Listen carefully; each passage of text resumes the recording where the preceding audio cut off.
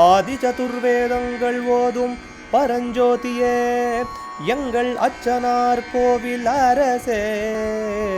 நம்புவோர்க்கு உபகாரி என்பதில் இவரன்றியில் நாட்டில் ஓர் தெய்வம் யார்கான். ஆதி சதுர்வேதங்கள் ஓதும் பரஞ்சோதியே எங்கள் அச்சனார் கோவில் அரசே. சுவாமியே சரணமையப்பா. அச்சங்கோவில் அரசே சரணமையப்பா. பகவானுடைய 35வது திருப்பெயர் நாமா ஜிதா மோகாய நமஹா. மோகத்தை வென்றவனுக்கு நமஸ்காரம். மோகத்தாலே பற்றப்பட முடியாதவர், அதனால் மோகம் இல்லாதவர்னு அர்த்தம். மோகம்னு சொல்லி சொன்னால் ஒரு விதமான மயக்கம்னு சொல்லலாம். பகவானுக்கு அந்த மயக்கம் இல்லை. அவரோ சித் ஸ்வரூபி, பேரறிவானவர். அவர்கிட்ட மயக்கம்னு இருக்கணுங்கிறதுக்கு ஒன்றுமே இல்லை. இந்த மோகம் ஒவ்வொருத்தருக்கு ஒவ்வொரு விஷயங்கள் மேலே ஏற்படும்.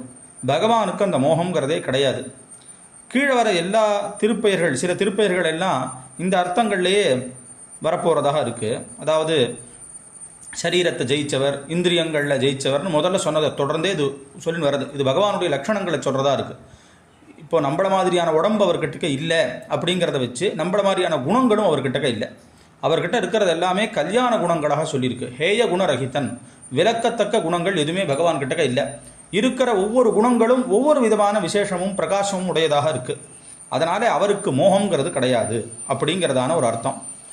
இந்த மயக்கம் அப்படிங்கிறது எப்போ இல்லையோ, எப்போ இருட்டுக்கு நேர் எதிராகக்கூடிய வெளிச்சம் இருக்கோ அந்த இடத்துல இருட்டுக்கு வேலையே இல்லையே. அந்த மாதிரி பகவான் கிட்ட இது இல்லை. இன்னொரு அர்த்தம் ஜித மோகா அப்படின்னு சொல்லி சொன்னால் மன்மதனை வென்றவன் அர்த்தம்.